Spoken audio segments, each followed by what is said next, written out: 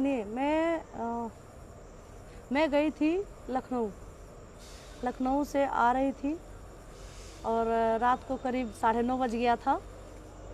मुझे कुछ समझ में नहीं आ रहा था, मेरी तबीयत भी ख़राब सी लग रही थी, ऐसा लग रहा है कि मैं प्यास सी लगी है, मतलब दिक्कत महसूस हो रही थी, चक्कर से आ रहे थे, इसलिए हमें कुछ सूझा नहीं। हमने अध्यक्ष जी के पास कॉल किया और अध्यक्ष जी के पास हमने कॉल किया। अध्यक्ष जी से हमने कहा कि अध्यक्ष जी हमारी तबीयत ख़राब लग रही है, हम यहाँ स्टेशन पे फंसे पड़े हुए हैं, हमको प्लीज़ या तो कहीं रुकने का थोड़ी देर रुकने का समय दे दीजिए और या तो हमें हमारे घर भिजवा दीजिए।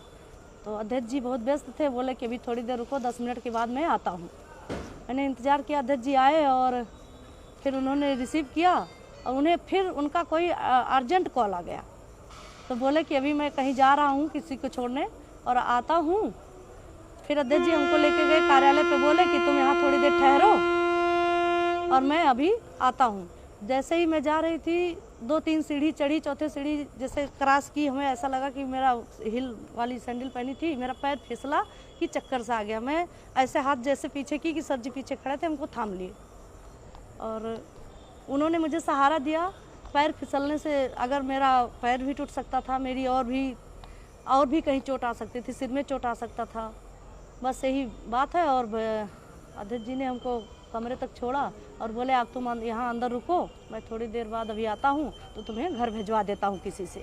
बस भैया इतनी सी ही बात है, इतनी सी ही बात है। अब इसको चाहे कोई गलत सोचे या अच्छा सोचे, अध्यक्ष जी ना कभी गलत थे ना कभी हैं हमारी नज़र में। मैं पिछले करीबन 3-3.5 सालों से उनको जानती हूँ और हमारे पारिवारिक संबंध रहे भी हैं उनके यहाँ से, हमारे यहाँ से अध्यक्ष जी से पारिवारिक संबंध रहे हैं, इसलिए मैंने भरोसा करके उनके पास कॉल किया और किसी के पास कॉल नहीं किया। नहीं भैया बहुत अच्छे इंसान हैं और मेरे पिता तुल्य हैं, चाहे मैं बड़ा भाई मानूं या अपना पिता मानूं, और पिता तुल्य ही हमारी सारी फैमिली मानती है। हमारा भाई, हमारे हस्बैंड, हमारे 2 बच्चे भी हैं। मैं लड़की नहीं हूँ, मैं अनजान बच्चा नहीं हूँ कि मैं किसी को, कोई मुझे बहलाएगा, कोई मुझे फुसलाएगा, ऐसा कुछ भी नहीं है।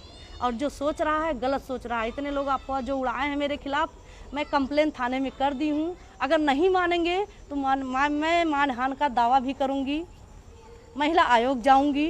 और भैया मेरे भी इज्जत है या माननीय अध्यक्ष जी के पास भी इज्जत है, वो ऐसा कुछ समझते तो किसी लेडीज को क्यों सहारा देते? नहीं ना, ये गलत है, अफवाह है, ये राजनीतिक मैटर है। अब ये लोग राजनीति के ऊपर उस पर ले जा रहे हैं, ऐसा कुछ नहीं है। मेरा फैमिली व्यवहार है, फैमिली संबंध है अध्यक्ष जी से। अब पिछले 3.5 सालों से मैं उनको जानती हूँ। मुझे आप बताओगे या कोई बताएगा कि अध्यक्ष जी कैसे हैं? एक लोग का फ़ोन आया था कि बहन आपके साथ क्या हुआ है, कैसे हुआ है बताइए, हम आपका साथ देंगे। हमने कहा आप साथ देने वाले होते कौन हो जी? कुछ लोग फ़ोन कर रहे हैं, 1-2 लोग कह रहे हैं डरना मत, घबराना मत बहन, ऐसा मत होना। हमने कहा क्यों डरूंगी, क्यों घबराऊंगी? मैं बच्ची हूँ, मैं 2 बच्चे की माँ हूँ, मैं क्यों डरूंगी? मैं कार्य करता हूँ, ऐसी कोई घटना नहीं है। और अध्यक्ष जी को लेकर अगर बदनाम कर रहे हैं तो उनको मैं पिछले 3.5 सालों से जानती हूँ, उनके साथ मेरे मतलब पारिवारिक व्यवहार रहे हैं और उन पर मैं भरोसा करती हूँ, करती रहूँगी। अमर किशोर बम जी हैं माननीय जिला अध्यक्ष जी, उसमें देखा कि उनको लोग परेशान कर रहे हैं, उनको राजनीतिक तौर से बात कर रहे हैं, उनको लोग गलत साबित करना चाह रहे हैं। उन लोगों के देखने का नज़रिया है ना, लेकिन वो लोग गलत नज़र से देख रहे हैं। ये हमारी भी इज्जत जा रही है, माननीय अध्यक्ष जी की भी इज्जत जा रही है। नहीं, कोई सच्चाई नहीं, बिल्कुल नहीं। मैं स्टाम्प पे लिख दूं या जहाँ कहिए वहाँ कह दूं, ऐसी कोई बात नहीं। ना अध्यक्ष जी ऐसे थे मेरे नज़र में, ना है ना रहेंगे। तो ये तो कोई भी कर सकता है, पति भी कर सकता है, भाई भी कर सकता है, बाप भी कर सकता है, कोई भी कर सकता है, ऐसा कोई भी साथ दे सकता है, कोई भी थाम सकता है। मेरा सर फट जाता भैया, मैं बीमार हो, मतलब कुछ तो मेरी तबीयत ठीक नहीं थी, लेकिन अगर मेरा सर फट जाता मेरे बच्चों का कौन होता? मेरी 2 बेटियां हैं, एक 8 महीने की है, एक पिछले 6 साल की है। बताइए, अब आप जवाब दीजिए।